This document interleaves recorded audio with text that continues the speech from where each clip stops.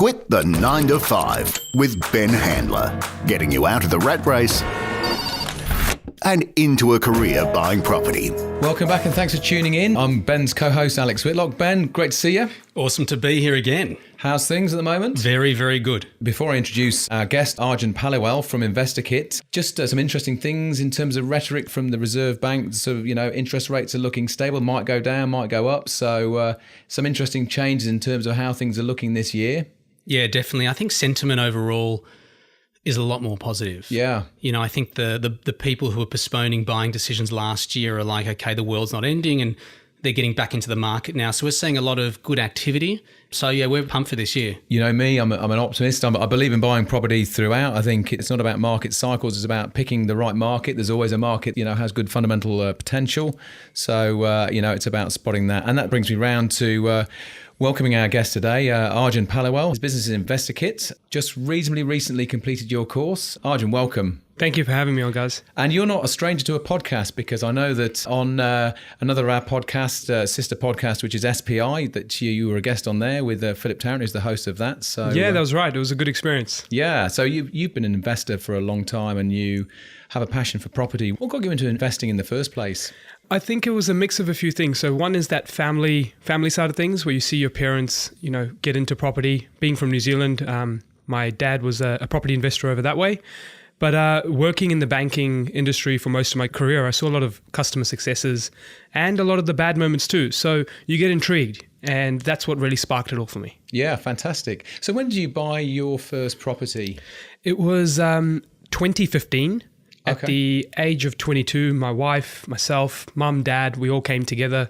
And that first one was a family home for us all to live in under one roof. And that was the first taste of property for myself. That's so inspiring to hear somebody of 22 years old, particularly, Ben, you'll be very familiar with this, the general sort of feeling and sentiment in Australia is that, that young people can't afford to get into the marketplace. And I'm always so inspired to hear when young people have that vision and, having that direction in terms of investment can actually get themselves the confidence to go and get into the marketplace.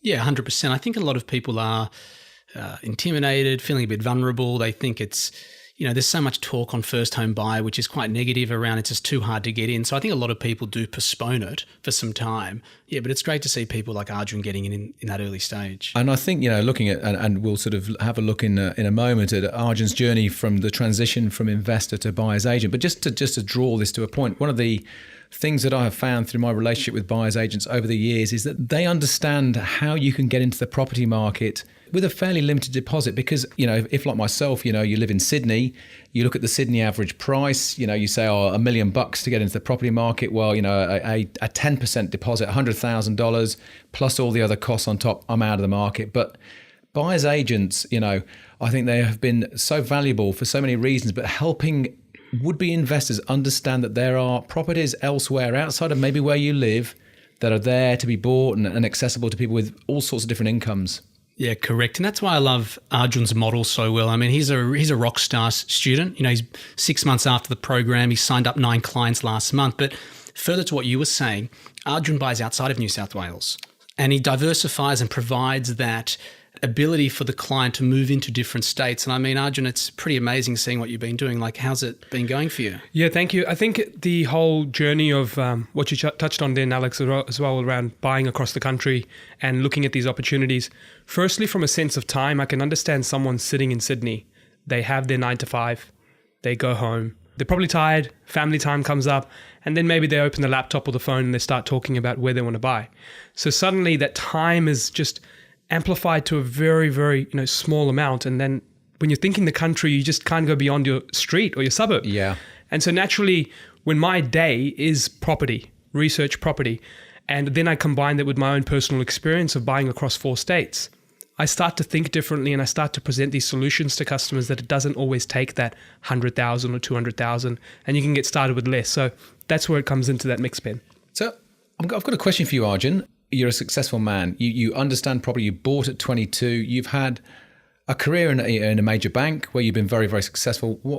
You've made money. You've generated your own wealth through property. Why have you risked all that? Why have you given up that stable salary and taken a jump and gone into property to being a buyer's agent?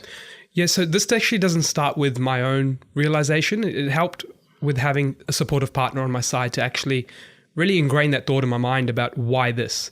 I think it's very often in your career, you can go through the journey and everything's going well for you. But sometimes when it's too predictable, it can actually put you in a back step from that mental state where you feel like something's wrong almost. Because it might be going well, but when you keep seeing that next step, it starts to take away the things that you enjoy in your career. It starts to take away that moment of excitement. It starts to take away the things that, you're looking to do good and then see that good from it. You just start being too predictable. So as my career was going along, my wife really inspired me and said, hold on a minute, there's more to this. Like there's something else that can be done. And that's really when I started to think beyond the job, which has nothing bad to it. And I started to think in the world of business. I still had no idea, didn't have anywhere to go.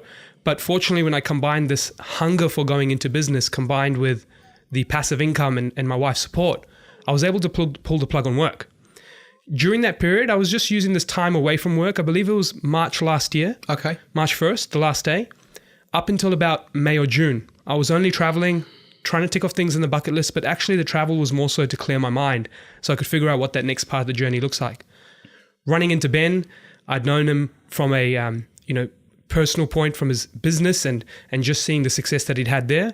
But then at the same time, I was inspired by combining how he could make a difference to other people's lives from that journey of being a buyer's agent, how buyer's agents have made a difference to my life, and then how my investing journey has made a difference to my life. And I combined these three things together, and that's what got me into it. I think that's so inspiring. And hey, look, the three of us in our own respective sort of worlds, we've all taken the plunge. You guys are, buyers agents, and Ben runs, Ben has the academy, and Ben, sort of went out on his own a long time ago. I left a salaried job to go out on my own.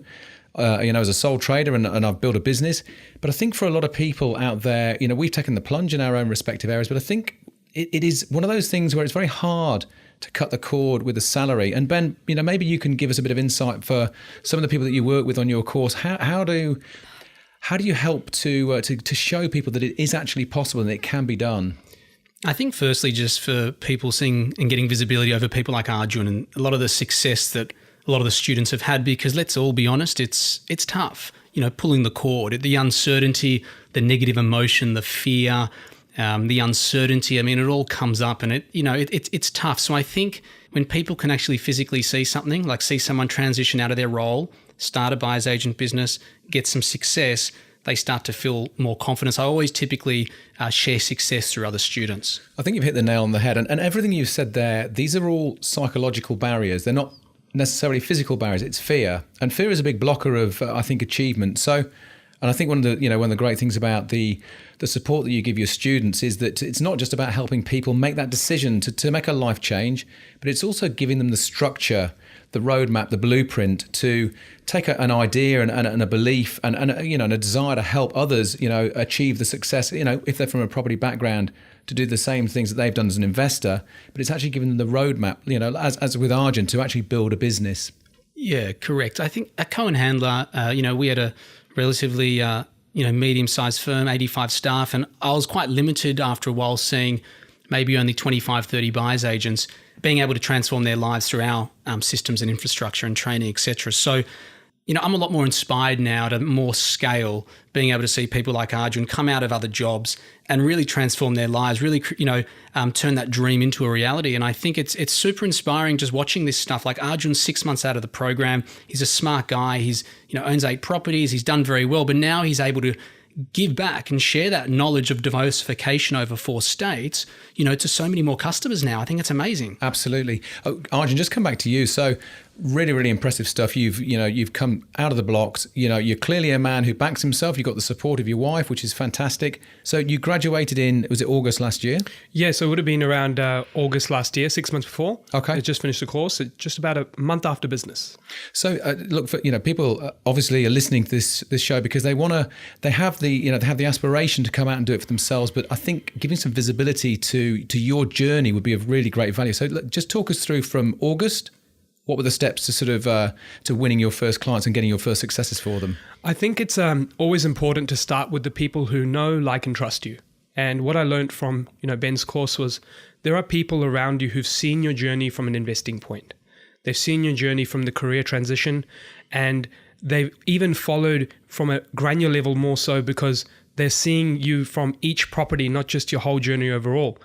And so it was actually my close friends, colleagues, some family members that wanted to support me in business, but at the same time, I felt very humbled to support them with the life-changing decision. Yeah, around their and they put finances. trust in you as well, as well as wanting to support you in your business, they're also putting a lot of trust in you because you are, going to get a better outcome for them. So that's a great start. Yeah, exactly. I felt that they really had that trust because we'd had that time to know each other personally. But even if we put all things personal aside, they really felt that they'd seen what I'd done personally and they just wanted to emulate that, but they had someone they could trust to hand that emulation over to.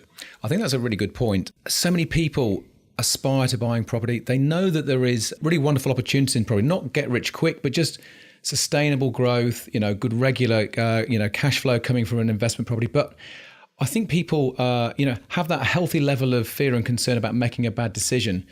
The reality is, I think for a property buyer, it's not any wizardry. It's about having structure and understanding, and it's really not a complicated jump. For if you follow the course and if you understand the basics of being a good property buyer, a good buyer's agent, you can really help get great results for your clients, particularly with yourself as an investor anyway.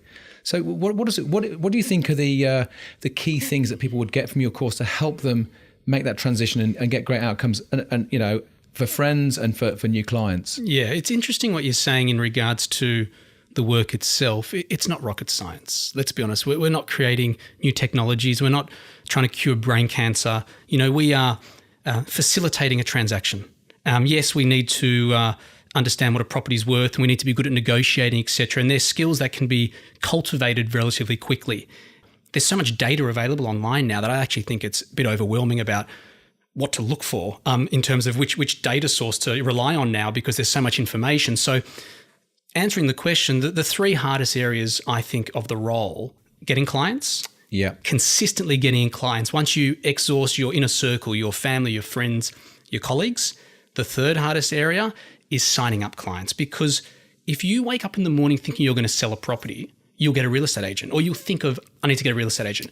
If you wake up in the morning thinking I want to buy a property, you're not thinking I'm going to get a buyer's agent. I know you will, Alex, because you've used them. But this is this is another reason why this is such a wonderful industry to go into, because there are so few buyer's agents. Because this is a growth industry, and again, sorry, I'm taking away from the train of thought, but it's just this is such a great opportunity to go into this marketplace because there is a great need for buyer's agents.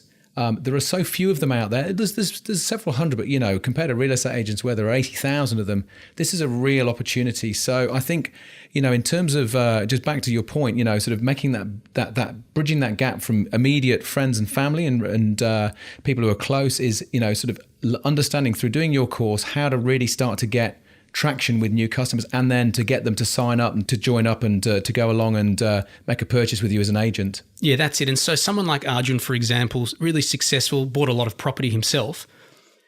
So when you want to translate that into a career as a buyer's agent, if you don't have customers, you've got no business. So I tell a lot of people I speak to, they're good investors, they're smart, they've done well, but I'm like, you can be the best investor in Australia, but if you've got no customers, you've got no buyer's agent business. So the course is very focused on looking at the bottlenecks of the industry and the career of becoming a buyer's agent, which is essentially finding customers, marketing yourself, signing up customers, and really, giving your clients a lot of good service. So who was your first customer? What was the relationship with your first customer? So the first customer was actually a colleague of mine in CBA. Okay. And they'd also been following the journey, seen a couple of the podcasts and things. And as soon as they'd known I'd started a business, they just wanted to support. So before I even reached out, they said, I want to help you and I want you to help me. That's fantastic. And so that was an exciting moment. And, like Ben said, transitioning from that family, friends, colleagues, afterwards, I very quickly realized that it was all about education. Yeah. And sometimes us three all, we've invested in property, but sometimes it's very easy for us to forget that the simplest things that we may know may be so complicated for the everyday buyer or the person who's looking to become that buyer. And so I started really mapping out from an education standpoint, everything that was up here, everything that I was learning from others and putting it to paper and really creating a content plan that was purely education focused. And that was when I started seeing the transition between friends, family and colleagues to strangers, to people in other countries. So I'm servicing customers at the moment who, one of them sitting in Singapore, some people across other parts of Australia who I've never met face to face. And you start to go beyond these boundaries because of that education, and you get rid of these assumptions as if, oh wait, I know that. Why would someone want to learn that? Now hold on a minute. People are interested to know why you may invest in regional property or why you may invest in commercial property. Don't assume straight away that everyone knows everything. So that was a big turning point for me. I think for a buyer's agent, and you're absolutely right. And as a buyer's agent, it isn't just about locating property. It's also helping people to understand what their goals are, because often people don't know. People will think, I want to buy an investment property, but they don't really know why they want to buy it. Look, of course, they want to make some money. We all want to get ahead. But I think as a buyer's agent, helping people to actually stop and take stock of why they're buying. Are you looking for some capital growth in the next X number of years? Are you looking for a long-term sustainable opportunity to build cash flow? Are you looking at something that you might be able to develop in the future? And I think this is one of the big opportunities about being a buyer's agent and moving into this profession, is that you are really helping so many people who want to get into the marketplace, not just get ahead in terms of property buying, but really crystallize why is it I want to buy. And then as an agent, it's not just about going out and finding that property, it's helping them shape their dreams. Exactly. And from that, what I've come to realize is that people don't have an information problem. They actually have an execution problem. Yeah. And so what I very quickly realized was, Ben's course was all about that execution, that solving that problem for that customer. So when I combined education and the execution, I realized, wait, I should not hold anything back. I need to let go of every bit of education I can, not to make people, feel like, okay, I can go out and solve this on my own, because the truth is the problem wasn't information, it was execution. But for me to give out all the information, it's for me to say, I'm hoping you can feel comfortable and trust me that I know what I'm sort of doing. And from this information point, yes, a small percentage may take it and go and do it on their own, but the majority go, I feel that sense of relationship, trust, and I'd like to work with you because the truth is I'm time poor. I need time with my family, need time with my friends. I know my local area, but I don't know the other areas, and I don't want to invest the time to know them. I know residential property, I've always been told commercial is risky, but you seem to know about that. Yeah. So when I combine these things, I just started focusing on don't hold anything back, just in case it's a secret sauce. It really isn't. Everyone has everything out there. It's about showing that you can support them and they can trust you and you can build that relationship. That's absolutely fantastic. And just to give me a bit of sort of visibility, as with the people you've helped so far, are you finding that you're starting to get referrals now coming through? Because I can't talk enough about my buyer's agent and also my mortgage broker as well, incidentally. So anyone who helps me on my personal journey, I tell everybody about them. So how are you finding sort of referrals coming through? Yeah, so that's slowly starting to become one of the biggest sources of business. It started with friends and family, colleagues. It then started expanding to social media. And now it's a combination of social media and referrals. And so referrals from that point as well. I've actually got a funny story to share. One of my close friends and good customers, I'd helped him with a commercial property. And he went to Gold Coast for a holiday. And he called me the day after, actually while he was on holiday. He was, I think, by the swimming pool at the Versace Hotel in Gold Coast, enjoying himself and with his wife. Very fancy. But the first thing he said wasn't how good the pool was or wasn't how good the hotel was. He said, hey, by the way, I've just been talking to 20 people plus on this pool about you and what you did for me in the commercial property. Watch out. And so I was just really thankful that people are thinking of you in that respect, in that manner. Ben, I'll just get your insights at the moment. How important is social media for people starting to grow a new business, for people sort of, as well as doing all the things they need to do with their immediate network? How important is social media and how you market yourself through those channels? It's critical. It's absolutely critical. And, looking at Arjun as an example, he's got a great story, and a lot of people actually have a great story. They could have, after school bought their first property, or they supported their parents, or they've done something, and everyone's got a story to share. And so then the solution is, how do I get that out to a mass audience in the most cost-effective manner? And that's through social media. So I think, Facebook, LinkedIn, Instagram, Snapchat, you might not like these at a personal level because they are quite disruptive. I don't do it on a personal level ever. Like Facebook, I haven't used on a personal level for 11 years. It's just business. And so if you can really leverage it for business only purposes, very powerful tool. And let's just talk for a moment about a story. And I think people are, whatever your background may be, you're intuitive. And I think you can tell when a story is a story and genuine. and when it's something that's kind of a bit fabricated. And you're absolutely right. I think understanding what your story is, and it could be an aspiration, or it could be something, maybe that you've been an investor and you want to share that, or it could be your hopes and dreams and thoughts. But I think if your story is authentic, then people resonate to that, and people gravitate to stories, and stories are far more attractive than adverts or marketing. So it is very, very effective. Yeah, very. Like, I remember one of our employees at Cohen Handler, he was ex-Special Forces. I mean, he was a young guy, I'd say early 30s from Melbourne. He was in a group of, 6. They used to train with the SEALs. He was in Pakistan, Afghanistan, everywhere. And that's a cool story. Yeah. When you share that story, what do you think? You think diligent, discipline, honor, and you think of a lot of really positive emotions. So I think everyone's got some form of story to share, and it's about, as you said, being authentic, being honest, and getting it out there. So Arjun, I was just interested, with you being new in business, you're clearly very experienced in the property market. You're also, clearly very confident, very at ease with yourself in terms of your understanding of the market. But you've got all this negativity in the media at the moment, it's everywhere. And hey, you know what? Markets are challenged, and we've sort of already touched on these, the local market here. We're based in Sydney. How are you finding sort of communicating with people who come along to you? How are you sort of giving them confidence that there are still buying opportunities out there? I think there are so many ways that this could be answered, but going back to the simplest of forms, if we look through all the different global recessions, economy downturns, 2008, 2009, there was never a time where the graphs of buying activity was zero. Yeah, there was always something happening. And so it was about giving that comfortability to my customers that, I'm going to be looking nationwide to find these opportunities. And so if I combined current deals that I was doing in today's markets, if I combined customer testimonials or how they felt through the process, if I was combining actual research and data that someone who might be stuck in that 9 to 5 may not have the time to do, but because my 9 to 5 is property, when I was taking it out and dissecting and finding these things, I could help people paint a picture. So when I put it all together, it was a combination of actual facts and things that are out there, things that I was doing on a personal level for my own journey, as well as what I was doing for current customers, so they could feel and see that journey painted out to them.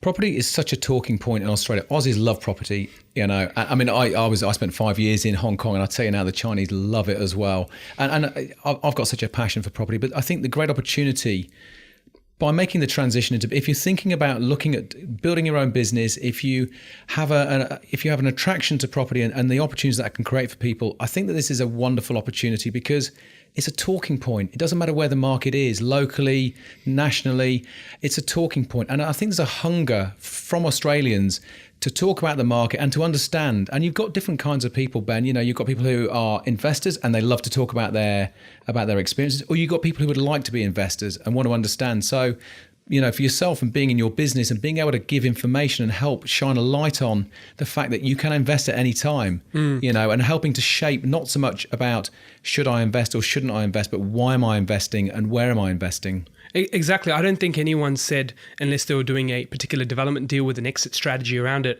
I don't think anyone said, I'm going to invest for today. They never said that. There was always, I'm going to invest for my future, whether it be a goal around how they want to look after themselves financially, their family, or later generations. And so when I also bring up another topic, I talk about shares. There might be moments where shares have a downturn, but if an ASX is, say, coming down, there'll still be a company within there that's holding the averages up. So I find for most people, as these customers are coming along to my business, they're actually going through the education journey that I provide before they even speak to me. To be honest, I don't think I've ever had anyone that's just gone, I want to do business with you, unless it was a close family and friend. And so because of this education, this point of showing them that there is more out there without charging them, it's just a pure free education sort of platform, people are starting to realize that there's more out there. There are other opportunities. Another example is commercial property in my business is really faring well. And that's because of, you got small to medium warehouses where export-import activity. We've got an aging population with medical assets and so forth. So there are many different factors to consider. And the more you educate without the sell, the more people are starting to realize there's stuff out there. I think that's a really good point because there's a lot of focus on residential property. And I've personally only ever bought residential property, but I'm familiar with the commercial market. And you've got two asset classes within the same sort of umbrella, but they tend to operate at different paces. And we won't get into the nuts and bolts of that right now. But I think for you as an agent, understanding the options, and you can have a really, really challenged residential market, and there are always opportunities. But you know what? Running concurrent with that, you've got a very different tempo in commercial. So I think if property is your thing, bricks and mortar, as an agent, as an informed agent, and as an educator to people who want to achieve, their financial goals, I think you've got real access to different asset classes. Yeah, I think it's powerful. There's not many buyers agents who offer the commercial service. So I think Arjun's really, there's a lot of diversification for a customer when they come into his doors. Yeah, absolutely. Arjun, I'm just interested to know, you've quit the 9 to 5, how has it changed your life? Just in terms of not necessarily the actual business, but just tell me how it feels to be your own boss and how is your day structured now? It's a massive life changer.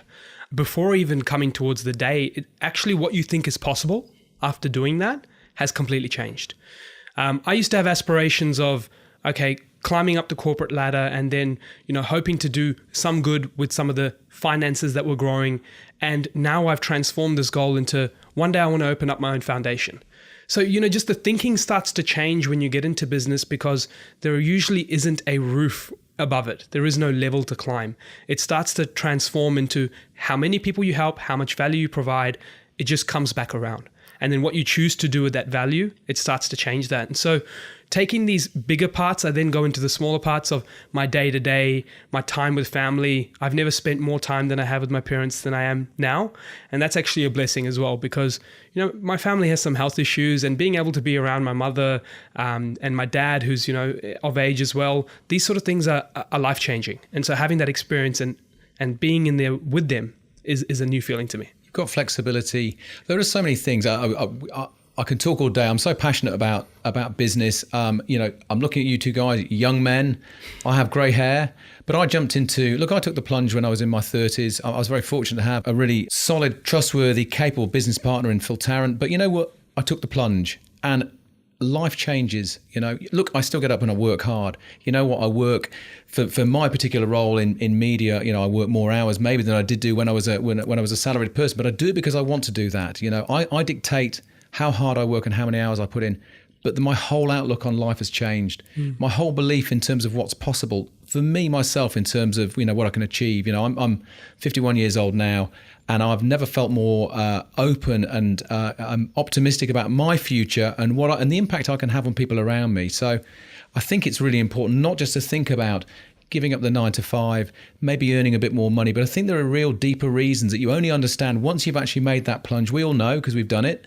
I think it's really important to get a bit of an insight and get a bit of a sense for the things that you don't yet know until you've actually made that move. And there's a life to be lived out there above and beyond the salaried life. Yeah, and one thing I'm noticing with people in sort of the senior age brackets and different ages as well, both business and property investing, or any type of investing as such, when you get to a certain level of activity in either, a certain switch flicks on, and these words such as retirement and that word itself doesn't start to have the same meaning as it used to.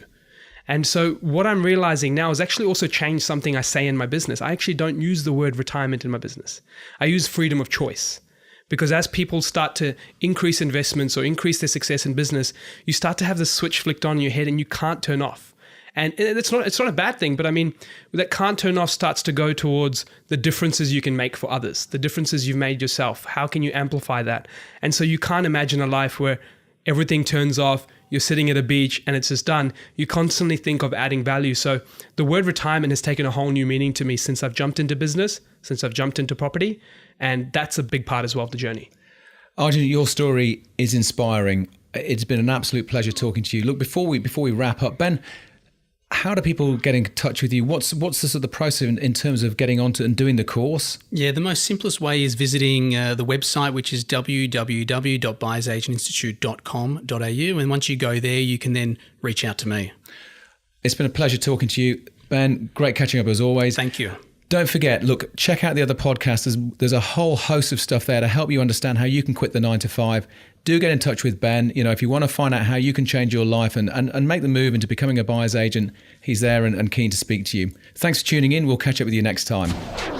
Thanks for listening to Quit the 9 to 5 with Ben Handler. For more advice on turning property buying into your career, head to www.buyersagentinstitute.com.au now. The information featured in this podcast is general in nature, does not take into consideration your financial situation or individual needs, and should not be relied upon. Before making any investment, insurance, tax, property, or financial planning decision, you should consult a licensed professional who can advise whether your decision is appropriate for you. Guests appearing on this podcast may have a commercial relationship with the companies mentioned.